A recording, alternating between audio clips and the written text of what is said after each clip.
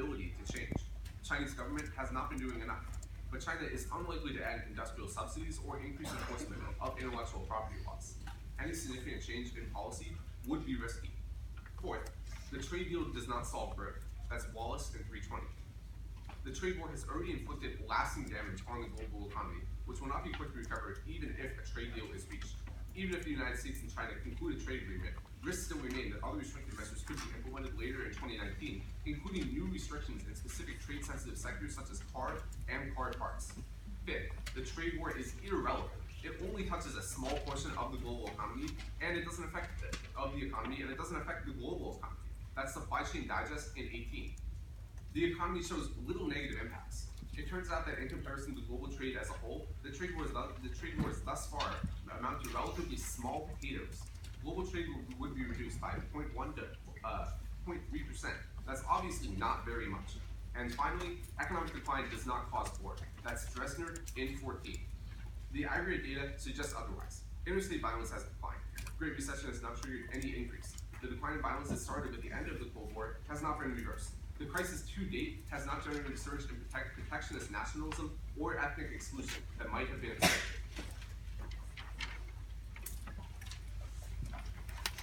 I'm ready for the process.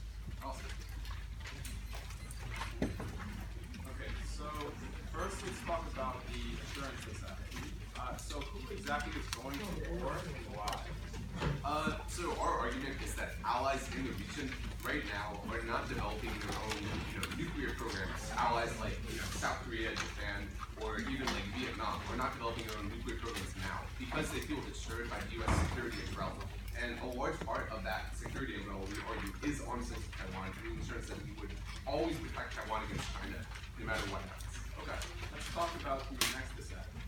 So the U.S. Department of State evidence says that arms sales are key to defense industry innovation, but doesn't really specify Taiwan, which is obviously sort of an international speaking thing. I mean, Taiwan is obviously like a gigantic part of our overall arms sales. That is your app. That's why the app, you were claiming the app is a good idea. Sure, but we also have sell arms to 92 other countries around the world. So why is Taiwan specifically key to the innovation? So there's a couple of things. First of all, I'd also like to point to the Hesao evidence that's on the assurances app that says that we sell just like an absolute ton of arms to Taiwan. But secondly, our argument is also that any decline in the defense industrial base has the risk of cause potential war. So even if the defense industrial base, even if Taiwan arms sales are not the only arms sales we have, just reducing the strength of the defense industrial base a small amount has a massive impact.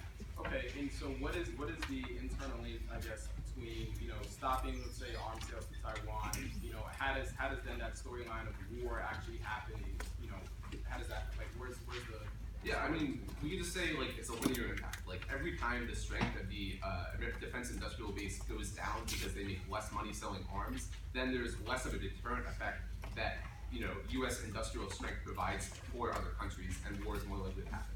Okay. Our O'Connell evidence has official statements talking about how China has warned to use military action. How can you be sure that mutually assured destruction is a theory that will stop these superpowers from using weapons against each other? I mean, I probably just want to point to the fact that we've been selling arms to Taiwan for 40 years plus. We've had nuclear weapons. China and the U.S. have had nuclear weapons for even longer. War has never started. There has to be some explanation for why that piece has happened. We say that it's mutually assured destruction. Okay. And then let's look at your UN evidence on case where you talk about there won't be short-term control war. In the underlined part of this piece of evidence, it also says that relations could worsen if support for Taipei crosses Beijing's red line. Yeah, I disagree at that characterization of the evidence. This evidence just concludes that the actual possibility of China wanting to start a war by retaking Taiwan, which is what your entire first advantage is about, is just very low. It's basically zero for now. All right, talk about a couple of things. Number one, how many disadvantages did they read? Two. Someone explain to me one of the stories, one of the dissent. Assurance. Tell me about assurance. So basically, it's just that the only thing keeping us from nuclear war in this station is the assurance that we make to our allies, including Taiwan, and in the South China Sea, we abandon Taiwan and our allies and taking all of the back half, which should be to Good. So the U.S. provides a whole bunch of protection or assurance. We got their back. When the plan is passed, we back away from them, and then that causes conflict. All right? What's the other disadvantage? Defense industrial base. Explain that to me.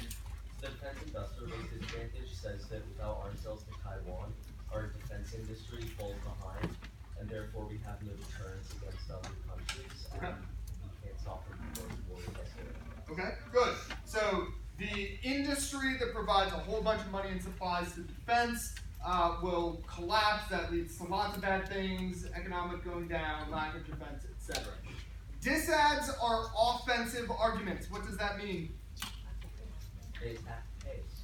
Yeah, well, everything should attack the case theoretically, right? What's it mean to have an offensive argument? Matt? Reasons to vote for that side. Yeah, reasons to vote for the negative, right? On case, they made a bunch of arguments that said your harms aren't going to happen, right? Or the plan's not going to be able to solve those. Those are defensive arguments. Why is it a good strategy to have both offensive arguments and defensive arguments in the first negative constructive? Also, offensive arguments provide ground for you to utilize, especially in the 2 hour. But defensive disproves their claims. Therefore, if you disprove their claims and you still have your offense, there's more of a correlation. Good, right? So they're setting up both your case is not as good as you make it and it causes bad things.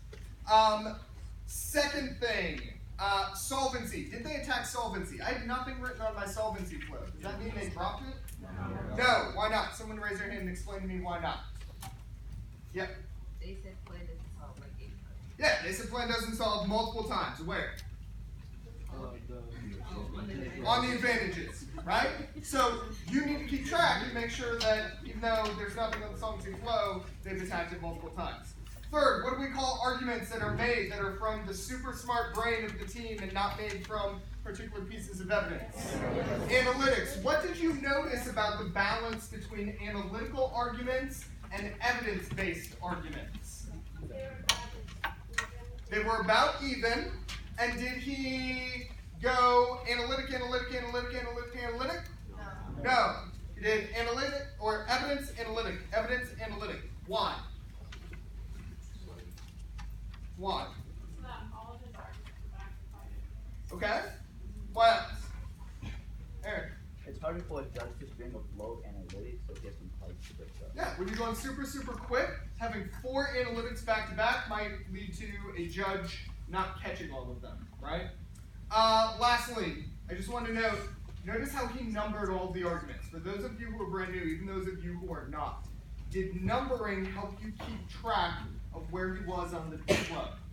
Yes. Okay? The more organized you can make the debate for the judge, the more likely you are to win. Any questions before we get going? All right, we now have the 2 A's. I have a quick thing. Arthur Herman and Ben Joseph, are you in this room?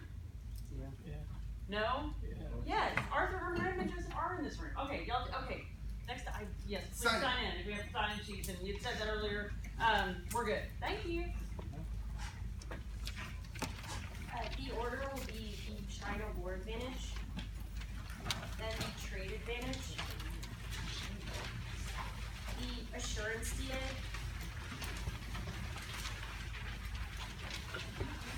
and the defense industry DA.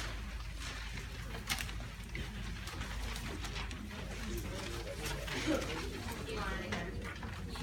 First China war advantage, then the trade war advantage, then the insurance DA, then the defense industry.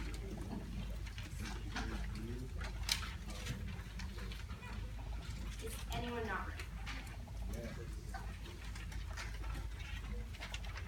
U.S.-China nuclear war over Taiwan causes extinction. It triggers collapse of agriculture, worldwide famine, chaos and destruction, modernized nuclear forces, and strained relations.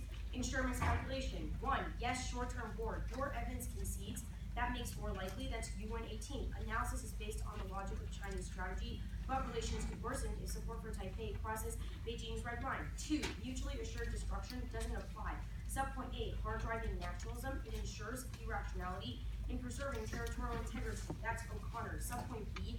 Modernized nuclear forces. China's confident and their ability to dominate a nuclear arms race. That's Glazer. 3. China won't pick other fights. Subpoint A is 1 and C. The liberal states China won't accept regional hegemony in exchange for Taiwan, which isn't the act. Subpoint B proves the brink only moves to bolster Taiwan's capacity will destabilize relations. Subpoint C, Taiwan is historically distinct from Japan, Vietnam, and the Philippines. That's Financial Times. 4, controlled turmoil over the Taiwan Relations Act proves the brink for the advantage. Prefer evidence from April that speaks to how only new arms sale deals are seen as an attempt to contain China, which tips the balance and breaks a section of the act. That's CIIC. But this does prove why we don't link to their deterrence turn about overall abandonment. Group 5 and 6. First, both assume smaller routine sales made up to 2017, but don't account for Trump's $500 million military sale. That's CIIC. Second, we're now selling fighter jets and submarines, which raises the stakes. 7, no link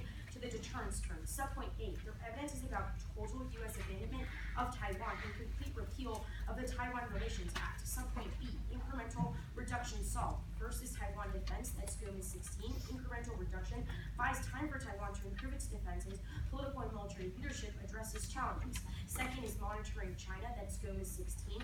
Provide opportunities to learn China's intentions stepping down, then American policymakers would adjust their approach. Subpoint C, China is driven by fear, not revisionism. That's Swain 15. Beijing aspirations, enhancing predominance. Inaccurate assessment motivated by insecurities, not grand strategic vision of China's predominance. The shaky non-authoritarian views are not hard evidence. The mixed record of deterrence, mutually beneficial exchanges, not Chinese hard power control. Objective is to reduce considerate vulnerability, not threaten U.S. or allied interests. The trade advantage.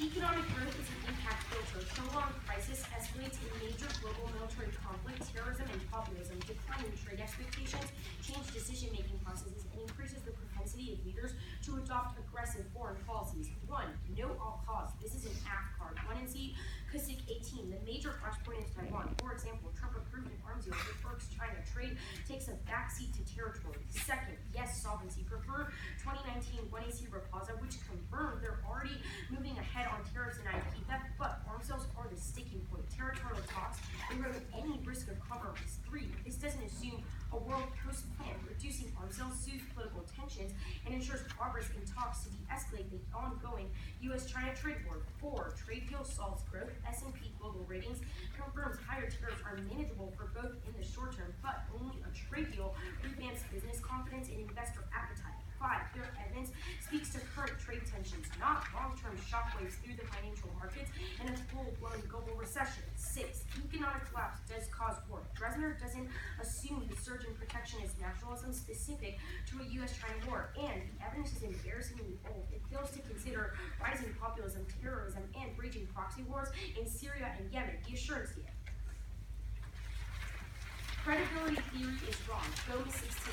Misconception of credibility in which past indicative future other chapters formal treaty commitments to Japan and South Korea carry more weight than Taiwan. Non-unique. Too much political uncertainty. That's Franklin 18. Taiwan under Trump doubts that the undercut of long-term credibility of U.S. commitment that arms sales demonstrate. Arms sales cannot conceal reality. China rise makes defense of Taiwan unsustainable. That's Mearsheimer 14. China's rise looms. Deeply committed China, it will not reduce, if not dominate Asia and eliminate American military presence in Asia. The plan increases assurance, produces joint missions with regional allies. That's Glazer 15. Ending commitment to Taiwan increases the capability of forces to commit to the region and deepen joint U.S.-Japan military planning and extended deterrence. Allies do not have options. Doubts about U.S. reliability convince them to work harder to strengthen alliances with the U.S. They won't proliferate. It takes too long and the costs are too high.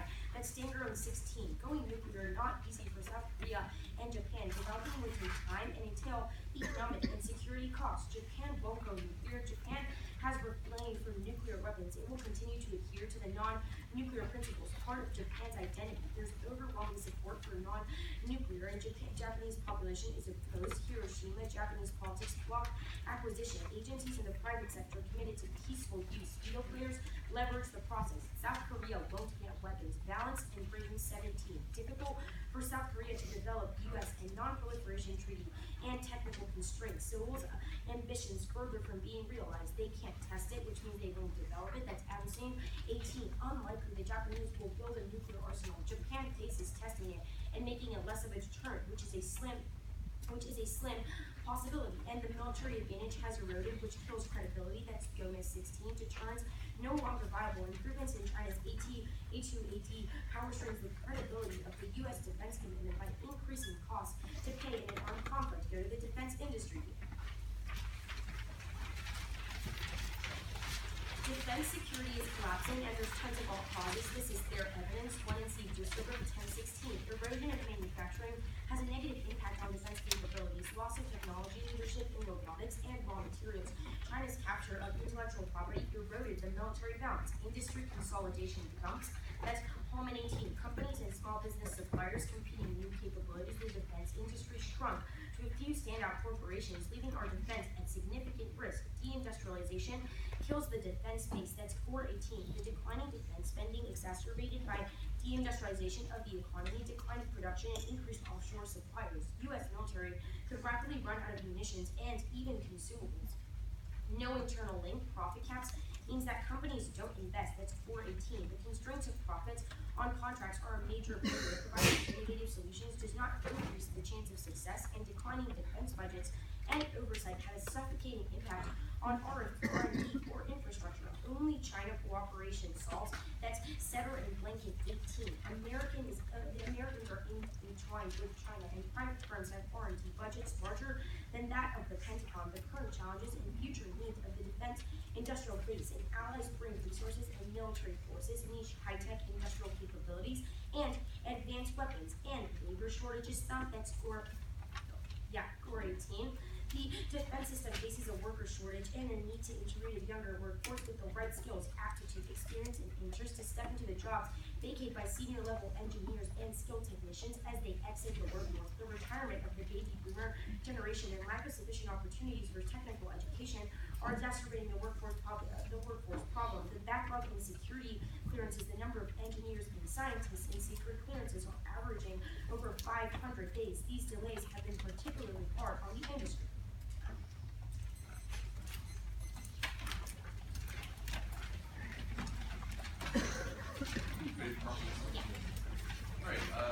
Let us talk about the assurance set. So the Gomez piece of evidence that you read about credibility theory being wrong, in the underlined part, right after the part that you highlighted, it says that fears of abandonment will likely weigh heavily on the minds of policymakers in Seoul, Tokyo, and Washington. So, this argument concludes that allies still care about the perception of security commitment. I don't really understand how that concludes that. It seems to say that Congress, like people in Congress in Washington, might change their mindsets. None of that is indicative that South Korea or Japan specifically would react in a certain way. No, but you have selectively highlighted this part to say that the only thing that matters is formal treaty commitments. But then right after that, I it don't says think that's that. the only argument it would make. But again, I don't understand. What's the other argument? So first, again, formal treaty commitments to states like Japan and South Korea carry more weight than what we do extraneously with other countries. They obviously have the logic of understanding that we have different relations with a different set of countries. Okay. Yeah, that's Second, fine. it talks about past actions of the state. So for example, we fluctuate our arms sales and our relations with Taiwan consistently. That doesn't specifically alter our commitments to Japan or South Korea. That's fine. So the link term that you've read about how the plan increases assurance because of trust building exercises, where does your piece of laser evidence indicate that these exercises that we would do with our allies are, do anything for the assurance of our allies? Okay, so your scenario is specifically about Japan and South Korea. This laser evidence is hyper specific to how if we were to end our arms sales with Taiwan, that would probably just increase the capability of our military forces to secure regions such as Japan and South Korea. And second of all, would incentivize those countries such as South Korea and Japan to reassure us in order to not fall under the same fate as Taiwan. But where does your evidence say that any of these things that we would do would actually assure our allies? Any doubts about U.S. reliability are likely to convince them to work harder to strengthen their alliances with the United States, not abandon it or bandwagon with China. Yeah, so I also have another question about this piece of evidence because it's saying that, again, in the ununderlined part, it says that, were the US to abandon Taiwan, that would undoubtedly send political shockwaves, which kind of concludes today. But then it says that the United States could take a variety of actions to demonstrate its strength of its continuing commitments. So it's talking about actions that the United States could take. Yeah, and Why you've read evidence. would the United States? In the last part, you actually read an apt line that says that policymakers in Congress would have their mindsets altered if we were to end arms sales with Taiwan. But second of all, the more important warrant in this piece of evidence is that allies such as South Korea and Japan do not have the option to just abandon the U.S. because they're offended over something we did with Taiwan. They would only be incentivized to strengthen their ties to the United States in order to not fall under that. They do have the option. The option would be to cooperate. No, I'm saying it would not be the more That's appealing okay. option. That's okay. Alright, thanks. Alright. How we doing? Let's talk about a handful of things. First thing, the very first thing she did was to give the order that she was going in. What